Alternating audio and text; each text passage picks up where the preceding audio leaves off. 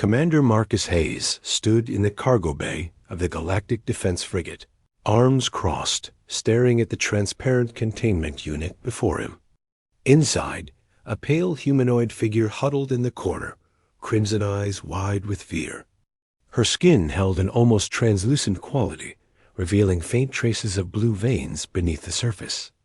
Two elongated canines pressed against her lower lip as she trembled. "This is not a dog," Marcus said flatly. The Vren officer beside him, a towering insectoid with 4 arms and compound eyes, clicked his mandibles in what passed for embarrassment.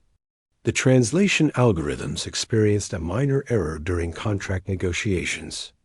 What we meant to offer was a dependent life form requiring protection. You stated you wanted something to care for after the war. I said I wanted a dog. A pet. Something that would fetch and wag its tail. Marcus pointed at the shaking woman. That is clearly a person.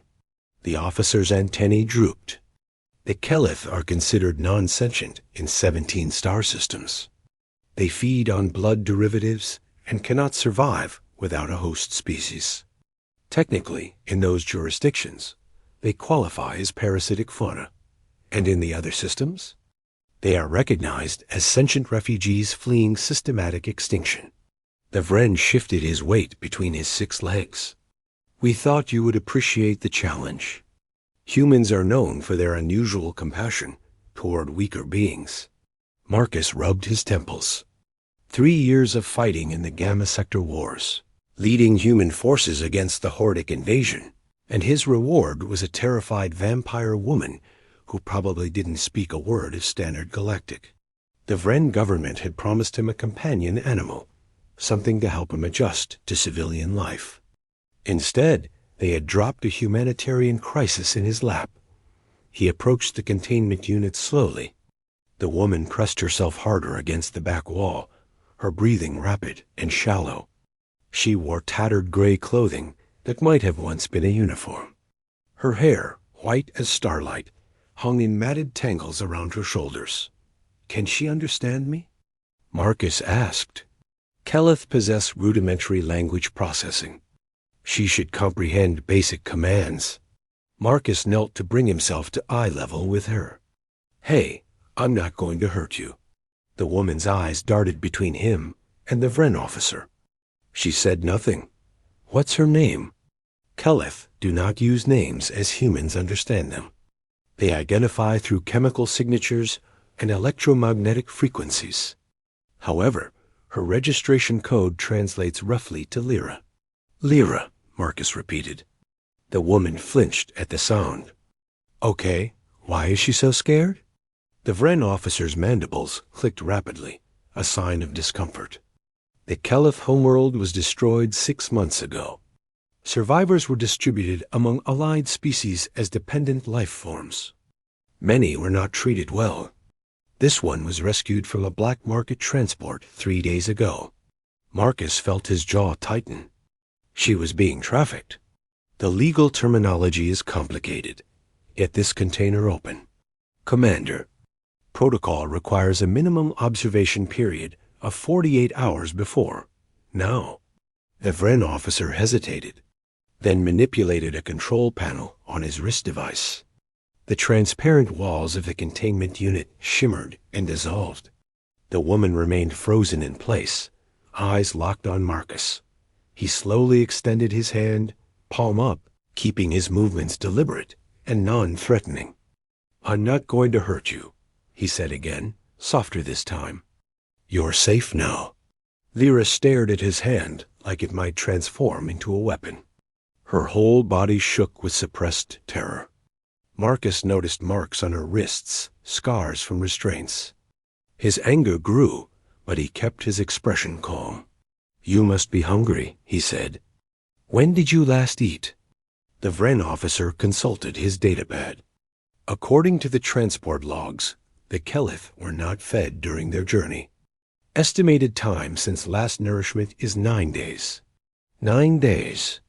Marcus had gone 3 days without food during a siege on Kappa Station and thought he might die. He couldn't imagine 9. What does she need? Marcus asked. Blood?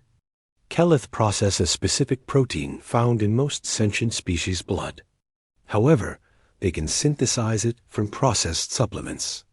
We have standard rations available. Get them. And get me some water, something soft she can eat, and a medical kit. Marcus kept his eyes on Lyra. Also, I'm going to need documentation.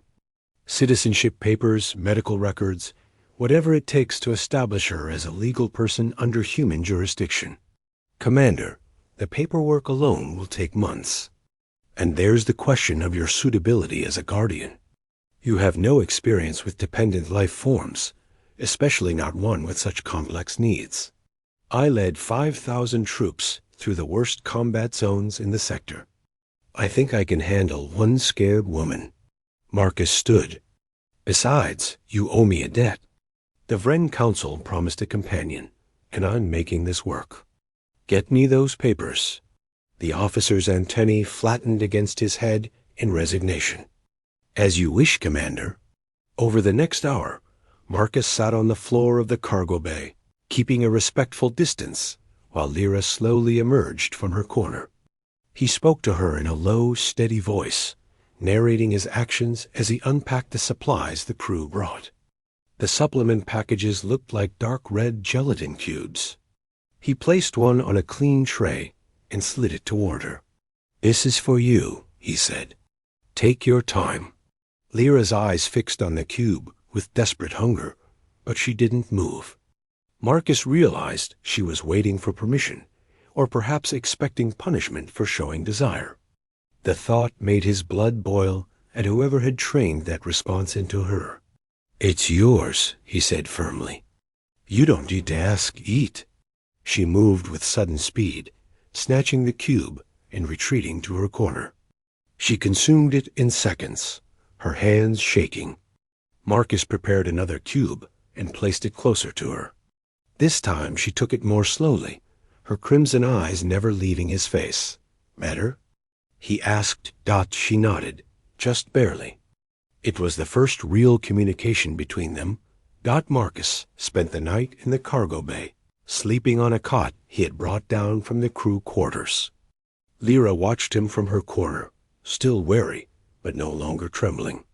By morning, she had moved closer, settling near the middle of the room. Progress. 2. Weeks passed aboard the frigate as they traveled back to Earth. Marcus established a routine. 3 meals a day for both of them, though hers consisted of supplement cubes and fortified liquids. He taught her basic standard galactic phrases, discovering she already knew more than the Vren officer had indicated. She was simply too frightened to speak. Why did they tell you I was an animal? She asked one evening, her voice rough from disuse. Her accent was strange, musical despite the harshness. Marcus looked up from his datapad. Translation error, apparently. Or deliberate misdirection. Does it matter? You could have sent me back. Demanded a real pet. You're not a pet. You're a person. He set the datapad aside. And yeah, I wanted a dog. But I got you instead, and that's fine. Fine. She tested the word. Humans use that word when things are not actually fine. Marcus smiled despite himself. You're right. Let me rephrase.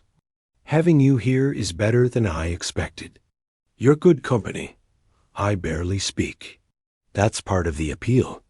Most people talk too much. Lyra made a sound that might have been a laugh, though it came out more like a cough. The Vren said you are a warrior. A commander. You led humans in battle. Yeah, for 3 years. Did you kill many? More than I wanted to. Less than I could have. She considered this. I was a student. I studied atmospheric sciences. I wanted to help terraform dead worlds. Her eyes grew distant. Then the warships came. I don't remember much after that. Running, hiding, then the cages. Marcus felt the familiar weight of war settle on his shoulders. Different species, different worlds, same story. The strong preying on the weak, leaving survivors to pick up the pieces. "You'll study again," he said.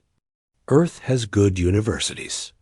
I have enough saved up to cover tuition. You'll need time to adjust, learn the language better, but you'll get there. Why would you do that? Because someone should. And apparently, that someone is me."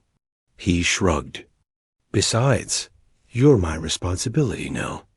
The Vren made that clear. I take care of my people. I am not your people. You are now." Lyra stared at him for a long moment, her crimson eyes searching his face for deception. She must have found none, because her expression softened. "I will repay this debt."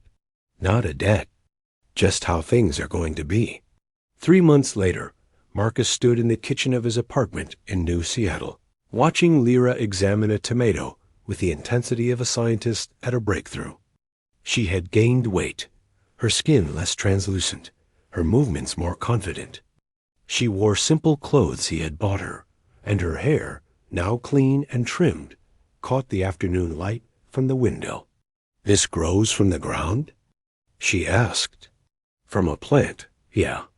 We can grow some on the balcony if you want." "I would like that." She set the tomato down and looked at him. "Marcus." It was the first time she had used his name without prompting. "Yeah, thank you. For not sending me back. For this?" She gestured around the apartment, at the life they were building together. Not as owner and pet, not as master and dependent, but as two people who had survived their respective wars and found themselves unexpectedly sharing a home. "You're welcome," Marcus said. "Now help me figure out what to cook for dinner. The university acceptance letter came today. You start in the fall semester." Lyra's face transformed with a smile that made her look entirely different.